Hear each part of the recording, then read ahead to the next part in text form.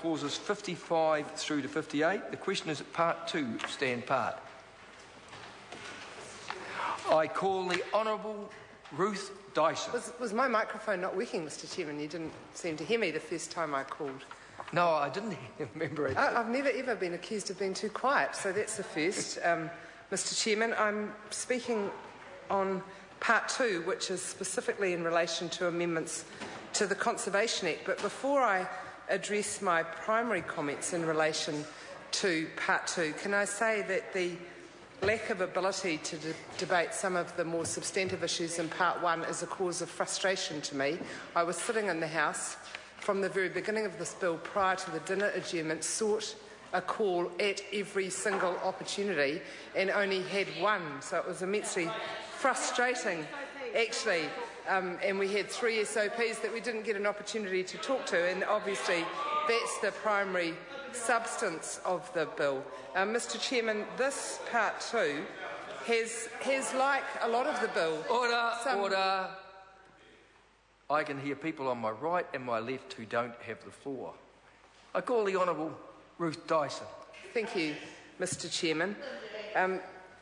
There are some parts of the bill which Labor said right at the very first stages of the debate in the House that we agreed with, and I suppose that really highlights the even more frustrating feeling that I have than that of being denied the call earlier in the debate, and that is that on serious issues such as this, where we have the conservation estate, the values that many New Zealanders hold dear to them, and investment opportunities, which are very important as well, that we should, whenever possible, try to reach agreement.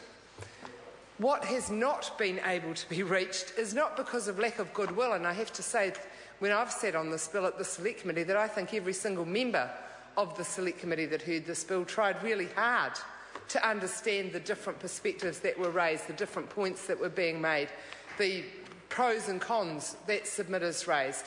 And in many instances, accommodations were able to be made. But on this part 2, the very fundamental points is that this, once again, is undermining the role of the Minister of Conservation. The Minister of Conservation has been the voice, the conscience, the advocate for our public estate since the Conservation Act was introduced in 1987.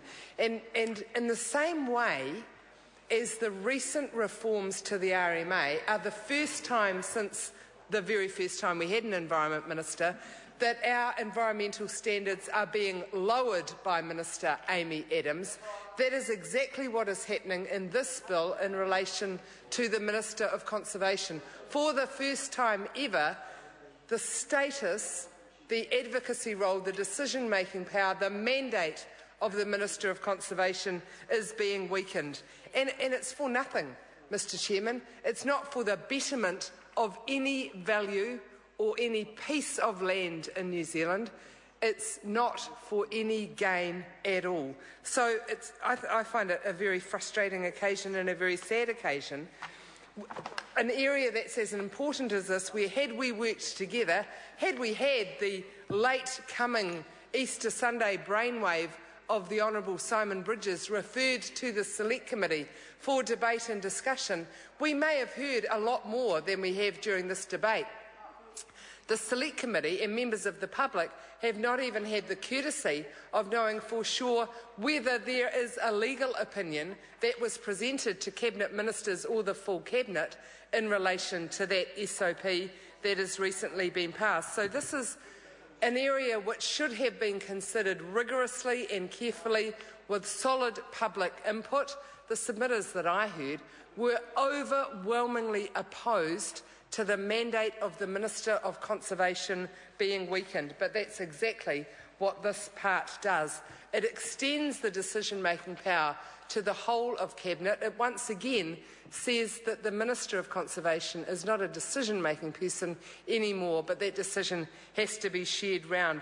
What happened to the time when we recognised the importance of that portfolio, the status and the responsibility that it carried with it, and we gave that role to the Minister on his own or on her own? The National Party has said, no, we're not going to have that. We need to make sure that we have Stephen Joyce and Simon Bridges, and heaven forbid the Honourable Chris Finlayson running the show, and they'll be making the decision alongside the now seriously demoted Nick Smith.